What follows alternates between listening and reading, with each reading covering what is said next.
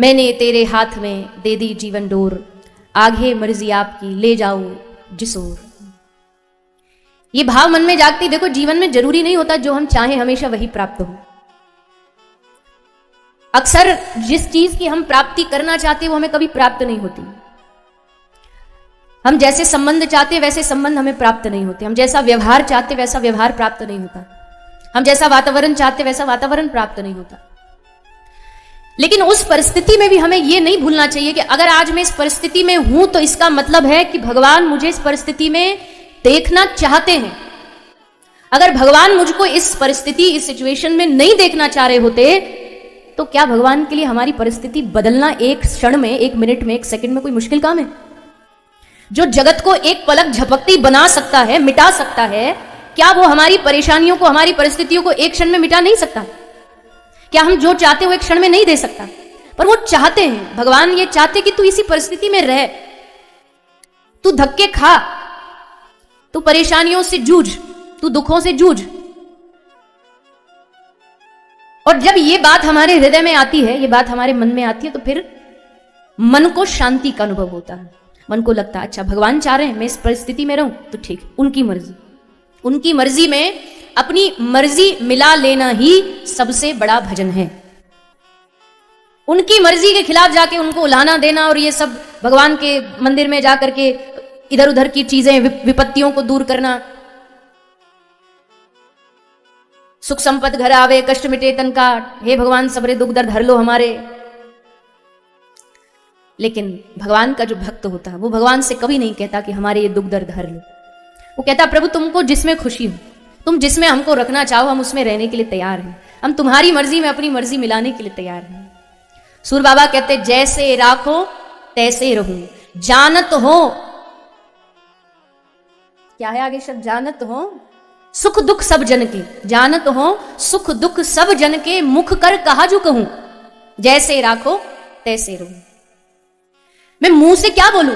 जानत हो, क्या तुम नहीं जानते कि मेरी परिस्थिति कैसी है? क्या तुम नहीं जानते मुझे सुख चाहिए कि दुख चाहिए? फिर बेकार में मैं अपने मुंह से कह करके क्यों अपने ऊपर ये ठप्पा लगाऊं कि ये तो भगवान से मांगता ही रहता है। बहुत समझने वाली चीज है। जो भक्ति करना चाहता है वो इस बात को समझे, जो चाहता भगवान से उसका रिश्ता बने ये समझे, जो चाहता नहीं मेरा काम बनता रहे और बस इतना ही रिश्ता चाहिए, वो तो भगवान से जितना चाहे मांग लो। वो तो मैंने एक दिन पहले कहा था ना, दुकानदारी वाला काम है, लेबर वाला काम है। आपके घर प्लम्बर आएगा, प्लम्बर आपका सब ठीक करेगा, बदले में 500 रुपया ले जाएगा, हिसाब किताब बराबर। ये वाली भक्ति करनी है तो ठीक है, 2 माला करो, उसके बदले में जो चाहिए ले लो, भगवान दे देंगे।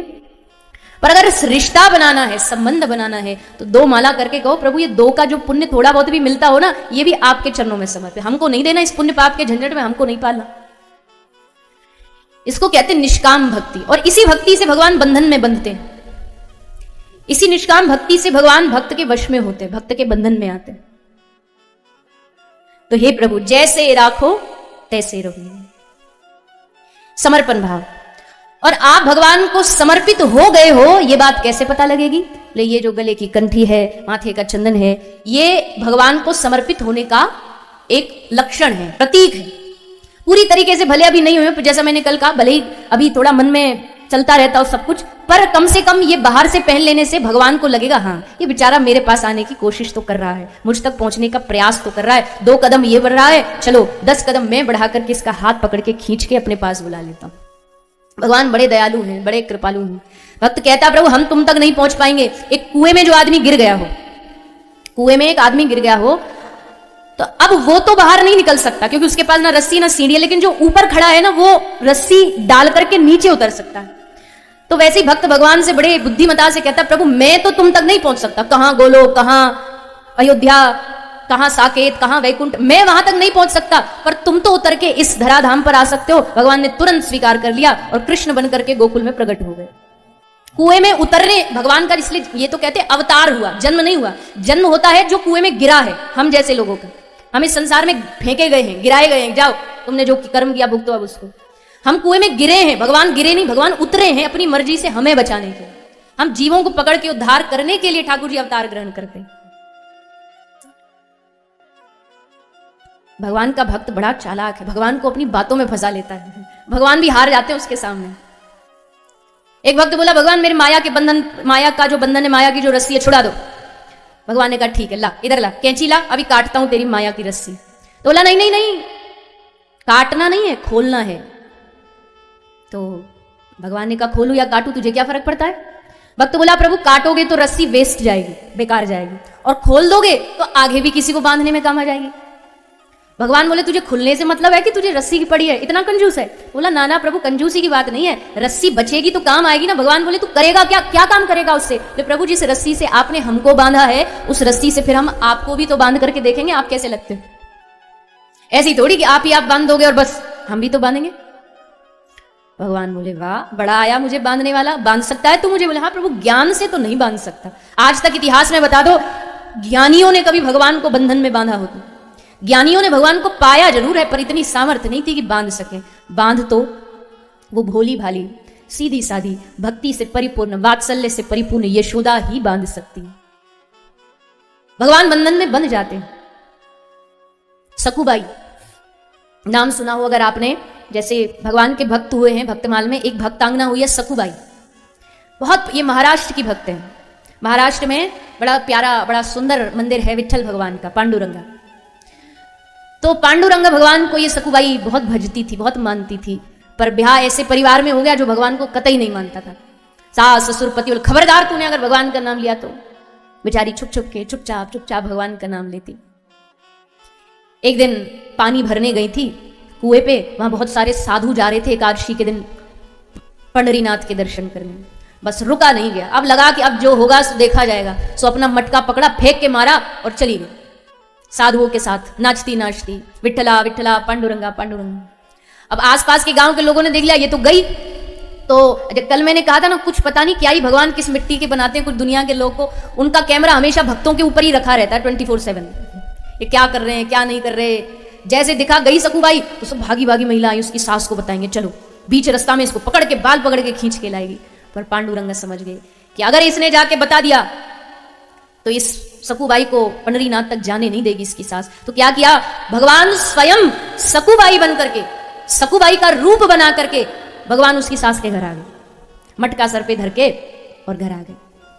अब वो महिला आई भागी भागी बताने के लिए, देखा यहाँ तो ये सकुबाई खड़ी है। तो उसने शिकायत करी सास से कि ये पता नहीं कैसे वापस आ गई, पर ये साधुओं के साथ जा रही थी नाचती नाचती। सास ने कहा जाएगी तू घर से निकलेगी, ले करके रस्सी पहले तो खूब मारा। ठाकुर जी को मार पड़ रही है, सोचो आप, ये सकुबाई नहीं ठाकुर जी सकुबाई बन, और मार खा रहे हैं भगवान। जिसकी वक्र भ्रकुटी के भय से सागर सब तो बलते देखा। अगर एक भ्रकुटी घुमा दे ठाकुर जी तो सारी दुनिया तहस नहस हो जाए। किसी में है हिम्मत भगवान को हाथ लगा सके? पर आज मार खा रहे। सकू की सास मार रही डंडा और ठाकुर जी मार खा रहे। और फिर लेकर के रस्सी सास ने पंढरीनाथ को बांध दिया, खंबे से बंध गए। अब बताओ जो दुनिया के बंधन छुड़ाता, क्या वो एक रस्सी का बंधन नहीं खोल सकता? पर ठाकुर जी ने सोचा कि नहीं, सकुबाई रोज मेरे लिए कष्ट सहती थी, आज मैं सह के देखता हूं कैसा लगता है। 15 दिन तक पंढरीनाथ भूखे प्यासे रस्सी से बंधे रहे खंबे से। 15 दिन तक ना खाना ना पीना, और खड़े रहे आराम से। फिर भगवान की माया शक्ति, योग माया ने सोचा कि नहीं ये मुझसे नहीं देखा जाएगा। तुरंत योग माया ने जितना भी परिवार सबकी बुद्धि बदल दी, सब आके चरणों में गिर गए, सकुबाई तू हमसे गलती हो गई, भगवान को खोल दिया। तो देखो भगवान कितने भक्त वत्सल नाम भगवान का ऐसे ही नहीं पड़ा कि किसी ने इनको अवार्ड दे दिया हो, कोई टैग दे दिया हो कि चलो इनको नाम के आगे पदवी दे दो। नहीं नहीं नहीं, भगवान ने इस नाम को अपने स्वभाव से कमाया। तो भक्त कहता प्रभु रस्सी काटो नहीं, खोल दो ताकि किसी और को बांधने में काम आ जाए। भगवान एकदम चुप हो गए। कभी कभी भक्त भगवान की बोलती बंद कर देता है। एक बिंदु जी का भाव है, बिंदु जी का दोहा भी पिछले कथा में मैंने बोला था। उसमें वो कहते हैं कि एक भक्त भगवान से बहस कर रहा है, भक्त भगवान से बहस कर रहा है। और बहस क्या कर रहा है?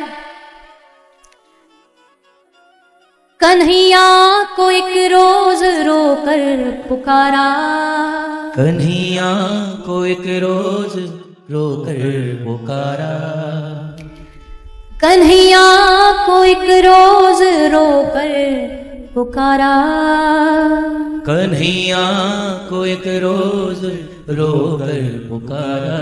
भगवान को बुलाने के बहुत सारे रास्ते हैं। कोई स्तुति गा दे, कोई पद गा दे, किसी का भाव गा दे, मंत्र बोल दे। पर सबसे जल्दी अगर भगवान किसी चीज से प्रसन्न होते हैं ना, तो वो है भक्त का आंखों का पानी, अश्रु। जब भक्त भगवान के लिए रोता है ना, तो भगवान का हृदय एकदम पिघल जाता है। रो रो के जब भगवान को पुकारता है, तो रो रो करके भगवान को एक भक्त पुकार रहा है, तो भगवान ने फिर उससे पूछा, वो बोले कि साधन किए तूने क्या क्या।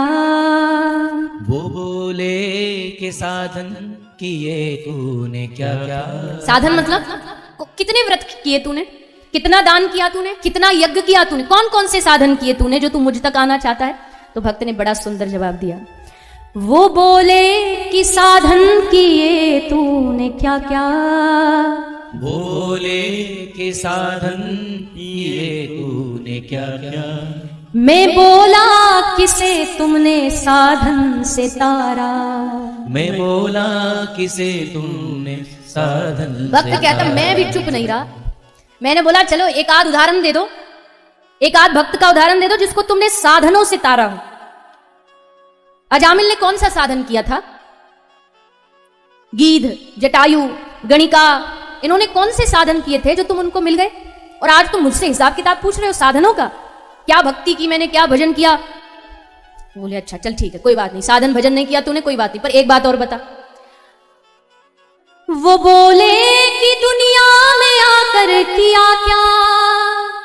वो बोले कि दुनिया में आकर किया क्या। मैं बोला कि अब भेजना मत दोबारा। मैं बोला कि फिर भेजना मत दोबारा।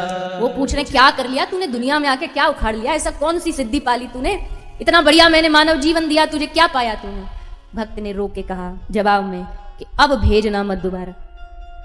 हे प्रभु एक बार तो पता नहीं, एक बार क्या पता नहीं कितने जन्मों से, जन्म जन्मांतरों से इसी चक्कर में घूमते जा रहे हैं, घूमते जा रहे हैं। कभी पिता पुत्र बना, पुत्र पिता बना। किसी घर में बच्चे का जन्म होता, लोग हंस के कहते अरे तो एकदम दादाजी पे गया है। दादाजी पे नहीं गया, दादाजी पोता बन के आए हैं। क्योंकि जब जा रहे थे तो यही चिंता खा रही थी भीतर, घर कौन चलाएगा। भगवान ने कहा जब तू ही चला जाऊं, वापस से फिर वहीं भेज दिया। वो बोले कि दुनिया में आकर किया क्या। मैं बोला कि अब भेजना मत दोबारा। वो बोले परेशान हूं तेरी बहस से। मैं बोला तो कह दो तू जीता मैं हारा। मैं बोला तो कह दो तू जीता मैं हारा।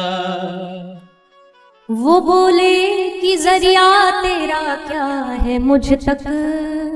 वो बोले कि जरिया तेरा क्या है मुझ तक।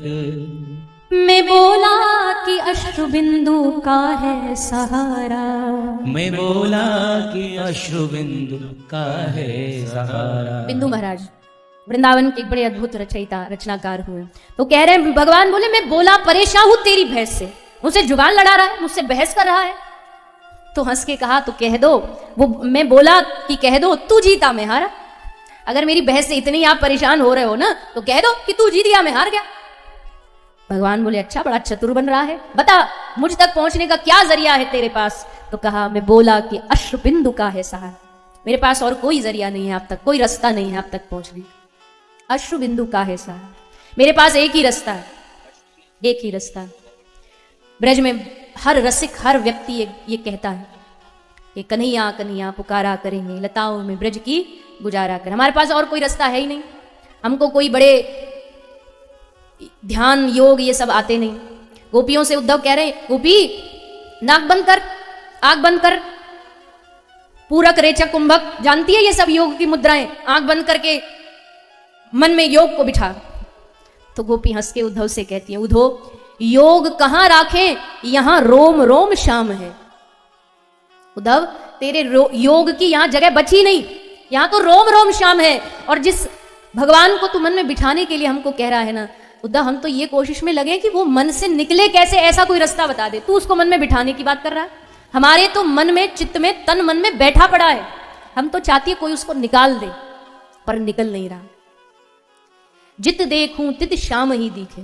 अरे उद्धव जब कन्हैया था ब्रज में कम से कम तब ये तो अच्छा था कि एक ही कन्हैया था, पर अब जब से वो गया है तब तो पत्ते पत्ते में जर्रे जर्रे में हर जगह कृष्ण दिखाई देता है, हर व्यक्ति में कृष्ण दिखाई देता है। तो भक्त कहता है कि मैं बोला कि अश्रुबिंदु का है सहारा। भगवान को पाने का एक ही रास्ता है, एक उनको मनाना और दूसरा उनका नाम स्मरण करते रहना। भगवान तक पहुंचने के देखो रास्ते तो और भी हैं, ऐसा नहीं कि यही एक रास्ता, बहुत सारे रास्ते हैं, अलग अलग साधन है, योग भी साधन है, व्रत भी साधन है, लेकिन सरल साधन क्या है? सरल साधन यही है, बस भगवान का नाम लेते रहो और उनको पुकारते रहो। इससे सरल रास्ता दुनिया में आपको कहीं भी नहीं मिलेगा। गोस्वामी जी कहते हैं राम न सकहीं राम गुण गायहीं। इसलिए एकमात्र भगवान के नाम का स्मरण करते करते रो रो के उनको पुकारना, ये सरल साधन। और साधन आपको बता भी दिए जाएंगे तो कौन बताओ इस कलयुग में, कली काल में कौन इन साधनों को मानने वाला है? कोई हमसे कह दे घर बार छोड़ करके हिमालय की गुफा में भजन करने चले जाओ, कौन जाएगा? कोई कह दे हमसे भैया अवगुणों को त्याग दो, अवगुण त्यागने की बात कर रहे हो हमसे, वो मुंह वाला मुंह में खाते हैं ना, वो टाइम टेबल के अनुसार वो नहीं त्यागा जा रहा, पान सुपारी, और तुम कह रहे हो कि अवगुण त्याग दो। कहां से अवगुण काम करो लो मोह त्याग दे? हमसे बीड़ी नहीं छोड़ी जाती, हमसे शराब नहीं छोड़ी जाती, हमसे तंबाकू नहीं, गुटखा नहीं छोड़ा जाता। लेकिन शास्त्रों ने हमारे कलयुग के लिए, ये और युग में नहीं है ये सुविधा बस कलयुग में ही है कि भैया कुछ भी हो जीवन में, कितने भी अवगुण हो, पर घबराना नहीं, बस आप भगवान का नाम लेते रहो, राम राम राम राम, जय श्री कृष्ण हरे कृष्ण, ये कहते रहो। इसको कहने से ही आपके ऊपर भगवान की कृपा होना आरंभ हो जाएगी। तो नाम की बड़ी महिमा है। मैंने पहले भी कहा था कि नाम की महिमा 7 दिन भी गाई जाए तो भी कम है, क्योंकि भागवत, बात तो भागवत पर ही करनी है, हमें प्रसंग तो भागवत के ही कहने हैं, पर यह नहीं भूलना है कि सार इस भागवत का नाम ही है। 7 दिन तक खूब बढ़िया व्यवस्था हो गई, नाच लिए, गा लिए, उत्सव मना लिए, टोपियां मिल गई, नंद महोत्सव हो गया, लेकिन 7 दिन बाद क्या? तुम अपने घर, हम अपने घर, तुम अपनी जिंदगी में व्यस्त, हम अपनी जिंदगी में व्यस्त। पाया क्या? पाया बस यही कि भगवान की कथा सुन करके, यहां से चुन करके भगवान का नाम लेकर के जाइए, नाम का जाप करिए, नाम का स्मरण करिए। खाइते शुइते यथा तथा नाम लोए। श्री महाप्रभु कहते खाते सोते हमेशा। महाप्रभु कहते थे, श्री चैतन्य महाप्रभु कहते थे कि नाम के बगैर हमारी ये जो जिव्या है ना, नाम के बगैर ये विधवा है। जैसे एक नारी का श्रृंगार कब होता है, उस नारी के स्वरूप के श्रृंगार की शोभा कब होती है? जब उसका पति होता है। लेकिन महाप्रभु कहते हैं अगर इस जिव्या पर नाम नहीं है ना, तो इस जिव्या की तुलना महाप्रभु ने, इस जिव्या की शोभा ही नहीं है, इसकी शोभा ही तभी होगी। अन्यथा तो देखो ये जिव्या बस संसार के कामों में ही लगी रहती है। संसार की जितनी बातें करवानी हो इससे करवा लो, जितना बुलवाना बुलवा लो, जिसके बारे में बुलवाना बुलवा लो। यहां बैठे बैठे कोई तुमको सुन भी नहीं रहा होगा, 10 लोग बैठ जाएंगे चौराहे पर, किसी दिन पकड़ लेंगे अपने देश के प्रधानमंत्री मोदी जी को, अरे ये तो ऐसे हैं, किसी दिन पकड़ लेंगे फलाने देश के उसको, ये तो वैसा, किसी की भी बुलवा लो। ये जिव्या करती रहती है टर टर टर टर, बस दुनिया के बारे में निंदा बुराई, और उसी में रस मिलता। प्रशंसा करने में इसको रस नहीं मिलता, निंदा करने में बड़ा रस मिलता। लेकिन इस जिव्या की सार्थकता तब है जब ये जिव्या भगवान का नाम स्मरण करे, नाम स्मरण करे। इसलिए जिव्या को सार्थक करिए। यहां तहां बैठ करके बेकार में वो दूसरों की बुराई करने में समय मत व्यतीत कर दीजिए। एक बात हमने हमेशा सुनी और आगे भी हम सुनेंगे। आगे भागवत में वृत्तासुर प्रसंग आता है। वृत्तासुर स्तुति करता है, दैत्य है पर भगवान से मांगता है दासानुदासो भवितास्मि भूया, भगवान मुझे अपने भक्तों का संग दे दो, क्योंकि भक्तों के संग से भक्ति उत्पन्न होगी। अब देखो शराबी के साथ बैठोगे तो शराब पीना सीखोगे ही। एक ना एक दिन आपको बोलेगा अरे भैया कुछ नहीं हो रहा, ट्राई तो कर।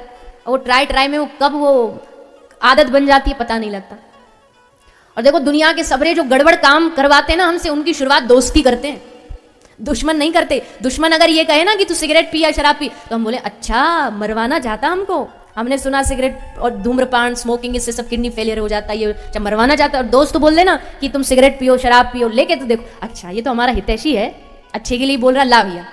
और फिर चालू हो जाते हैं। फिर ऐसे चालू हो जाते हैं कि एक ऐसी विनोद में मजाक में सुनाते हैं कि जो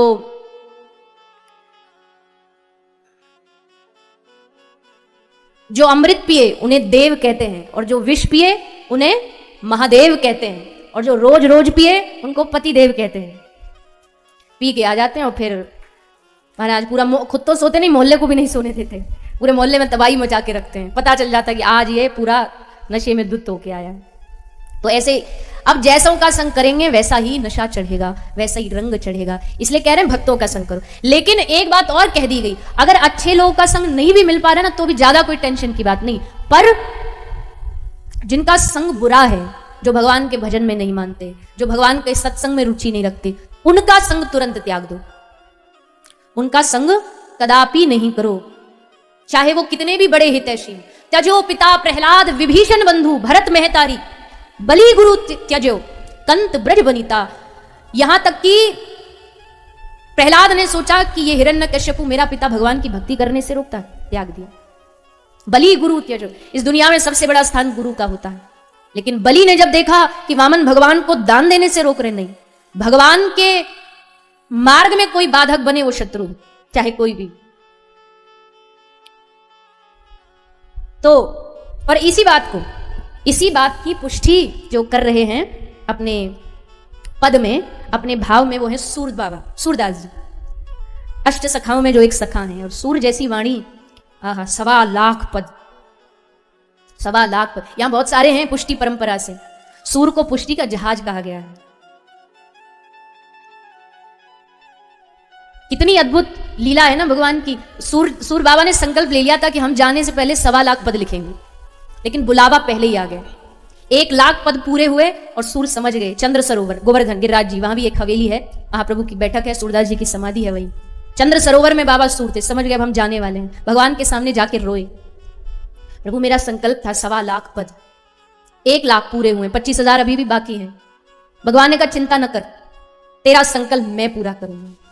आश्रित का संकल्प भगवान पूरा करते हैं। भगवान कहते हैं बाकी जो बचे हैं ना पद, वो 25,000 पद मैं लिखूंगा, उनकी रचना मैं करूंगा।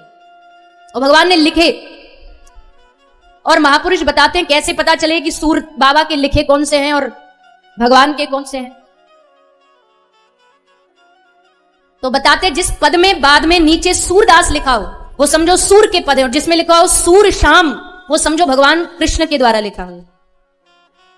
तो उन्हीं सूरदास जी का एक गाया हुआ भाव है, जिस भाव में बाबा सूर कहते हैं कि भैया दुनिया में कुछ भी हो जाए, तुम विषैले सांप का संग कर लेना, पर जो भगवान में रुचि न रखता उसका संग मत करना। श्री सूरदास जी की ये जो वाणी है, ये इस बात को सिद्ध कर रही है कि जिनके संग कुमति उपजत है परत भजन में भंग, जिनके संग से जरा भी आपको लगता हो ना कि ये हमारे भजन में बाधक बन रहा है, तो उसको त्यागने में कोई भी पाप नहीं है, कोई भी अपराध नहीं है। इसलिए उनका सूर बाबा कहते हैं कि कहा भयो पय पान कराए विष नहीं तजत भुजंग। सांप को तुम कितना भी पय पान दूध पिला दो पर वो उगलेगा जहर ही।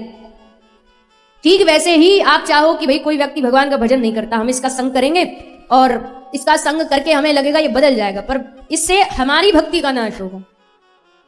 इसलिए तज मन हरि विमुखन, हरि विमुखों का संग तुरंत त्याग दो।